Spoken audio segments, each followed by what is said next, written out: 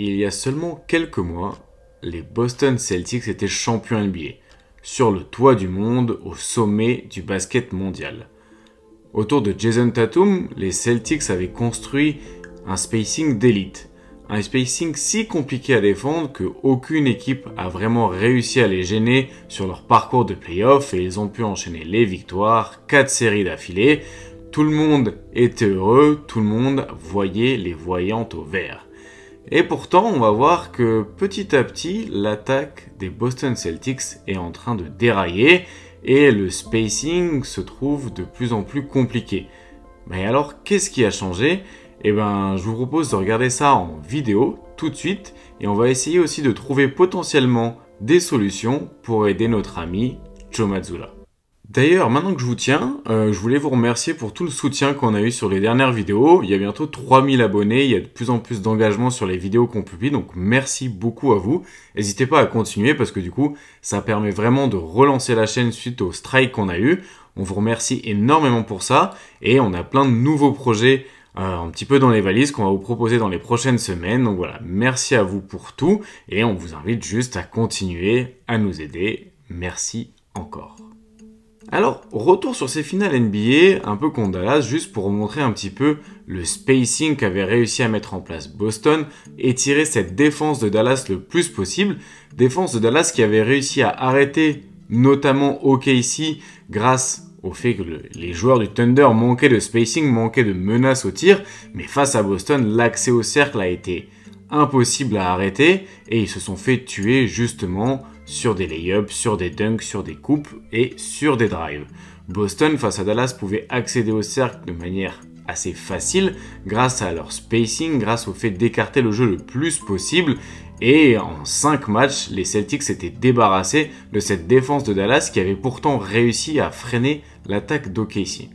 En effet, regardez par exemple sur cette action, tous les joueurs de Boston sont en périphérie loin du cercle et ça attire vraiment les défenseurs qui sont censés protéger le panier très loin de ce cercle du côté de Dallas. Et avec des écrans glissés et un enchaînement de passes, Boston pouvait facilement accéder au cercle. Nouvel exemple sur ce empty side pick and roll, vous voyez on va avoir un côté vide ici au moment du end-off, personne dans les corners, du coup difficile pour Maxi Kleber de venir en aide parce qu'il doit aussi s'inquiéter de Porzingis et du coup avec l'écran glissé et le cut de Jaylen Brown, on a une attaque léchée qui attaque le cercle tout simplement. Mais les choses ont un peu changé. Regardez, encore une fois contre Dallas, le match il y a quelques jours. Vous voyez, on a 5 joueurs de Dallas sur l'écran, dont un qui protège le cercle, ici Daniel Gafford. Mais du coup, s'il protège le cercle, c'est parce qu'il ignore un joueur. Et en effet, regardez juste ici, il y a Jrue Holiday qui est complètement ignoré. Alors à la base, normalement, Daniel Gafford défendait sur Porzingis qui est juste là. Et en fait, Dallas a décidé d'inverser un peu les match-ups défensifs pour regarder avoir Daniel Gafford ici, le plus proche du cercle pour pouvoir le protéger. Et en fait, de plus en plus d'équipes sont en train de faire ça face à Boston. Ignorer par exemple Jrue Holiday ou un joueur qui est dans le corner opposé pour empêcher l'accès au cercle. Et c'est pas une erreur, c'est pas un hasard si Daniel Gafford s'est retrouvé là. Regardez par exemple ici, le panier vient d'être marqué, on a Daniel Gafford qui est juste ici, et regardez à quel point il sprint pour pouvoir justement vite se repositionner sur Jrue Holiday afin de pouvoir l'ignorer, rester dans la raquette juste ici et laisser l'arrière des Celtics dans le corner tout seul. Et c'est vraiment une approche défensive que les Celtics n'avaient pas encore vue la saison dernière et qui voient de plus en plus cette saison. Et en fait, c'est très problématique parce que du coup, le spacing est complètement annulé et Boston essaye de temps en temps de faire passer la solution par Jrue Holiday, qui est un scoreur plutôt inefficace, surtout en isolation ou sur pull-up. Alors, regardons un peu les stats. Par exemple, on savait que le drive était une des choses importantes pour Boston, même si c'était sur un petit volume. Le spacing permettait d'avoir vraiment une très grosse efficacité sur drive.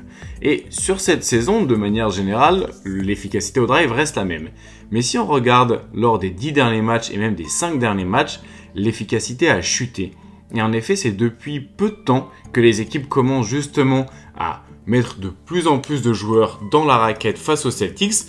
Ils préfèrent en effet ignorer les shooters et protéger le panier. Regardez cet exemple aussi avec Jaren Jackson Jr. qui reste proche de la peinture et qui ignore totalement Jrue Holiday dans le corner. Encore une fois, c'est une approche qui permet de limiter le plus possible les drives, qui force Boston à prendre des tirs compliqués et qui coupe cet accès au panier. Et ça peut paraître anodin pour une équipe qui, peut-être pour vous, n'allait pas beaucoup au panier, mais en fait, les Celtics avaient une des meilleures efficacités au cercle l'année dernière. Et leur couper cette efficacité au cercle en ne respectant pas leur shooter, c'est mettre de gros grains de sable dans le rouage offensif qui était celui des Celtics, en leur forçant par exemple à prendre des kick-out beaucoup plus compliqués que d'habitude, et ça gêne l'efficacité au cercle. Regardez l'efficacité au cercle de Boston cette saison. La ligne verte, c'est la moyenne sur les 5 derniers matchs au fur et à mesure de la saison. Et on peut voir qu'on a eu un premier trou d'air au milieu vers le mois de novembre. Ensuite, on a retrouvé un peu d'efficacité. Et récemment, comme on l'a noté sur les drives, on a une perte d'efficacité au cercle. Et ça, en effet, c'est parce que les défenses de plus en plus invitent les Celtics à prendre des 3 points, les forcent à mi-distance, mais protègent le cercle absolument. Et c'est un peu là où Boston commence à se faire avoir. Et d'ailleurs, Boston commence à prendre de plus en plus de longs mi-distance. Et surtout, l'idée par Jaylen Brown ou Kristaps Porzingis sur le post-up, Boston se retrouve à avoir un jeu de moins en moins analytics et à forcer des tirs de moins en moins rentables, de plus en plus compliqués. Le long mi-distance avait presque totalement disparu dans l'attaque des Celtics. Et petit à petit, cette saison, on en voit de plus en plus, ce qui cause en effet le manque d'efficacité des Celtics sur les dernières semaines. En effet, depuis 20 matchs, les Celtics sont passés d'habituellement la première ou la deuxième attaque à la 10e attaque sur les 20 derniers matchs. Donc quand même un échantillon assez gros. Et quand on regarde en effet l'évolution du volume de longue distance, on voit que sur les derniers matchs, Boston, ils en prennent de plus en plus. Et c'est pas une solution adaptée pour combler ce manque de spacing, mais pourtant il y a des solutions.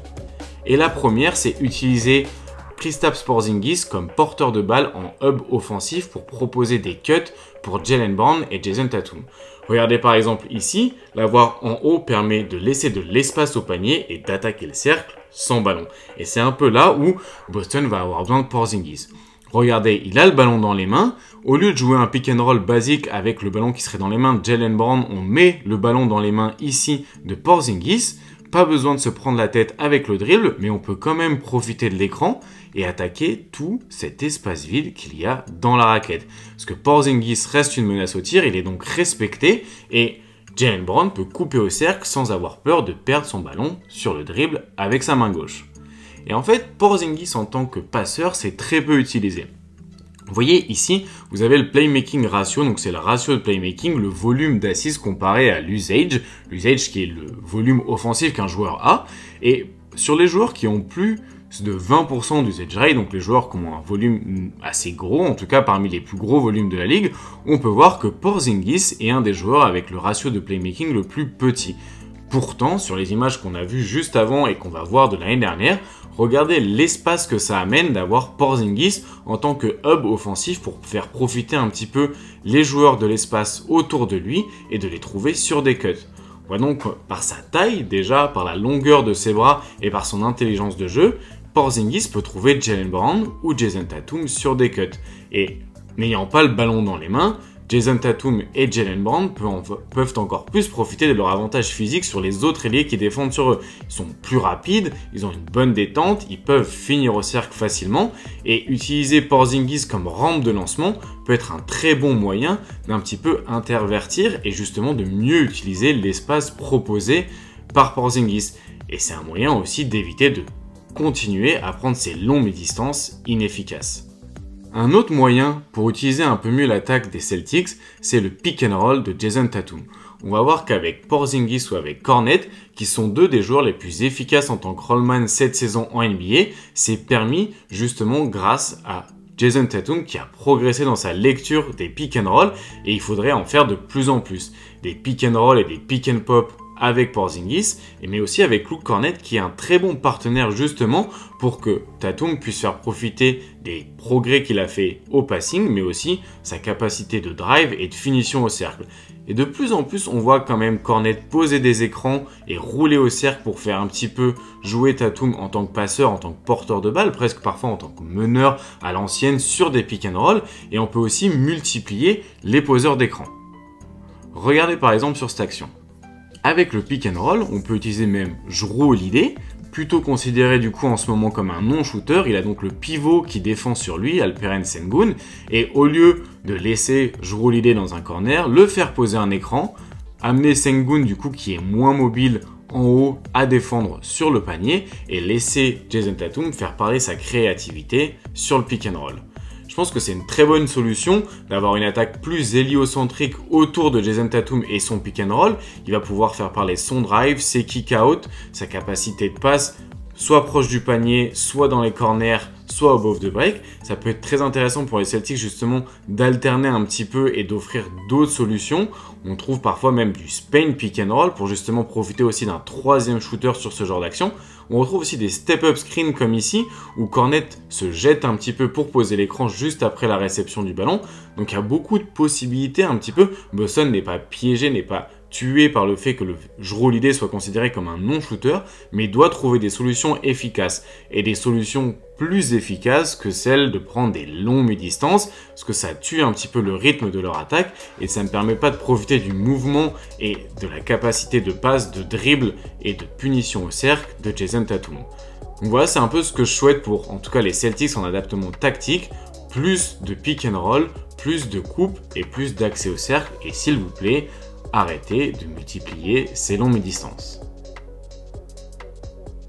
En tout cas, moi je vous souhaite une bien belle journée, un bien bon week-end si vous écoutez ça vendredi, ça sortira jeudi ou vendredi. Puis je vous dis à bientôt. Si vous avez d'autres équipes que vous avez envie qu'on étudie, n'hésitez pas à nous le faire savoir. On vous remercie encore une fois pour votre aide, pour l'engagement sur ces dernières semaines et on vous dit à très bientôt. Ciao.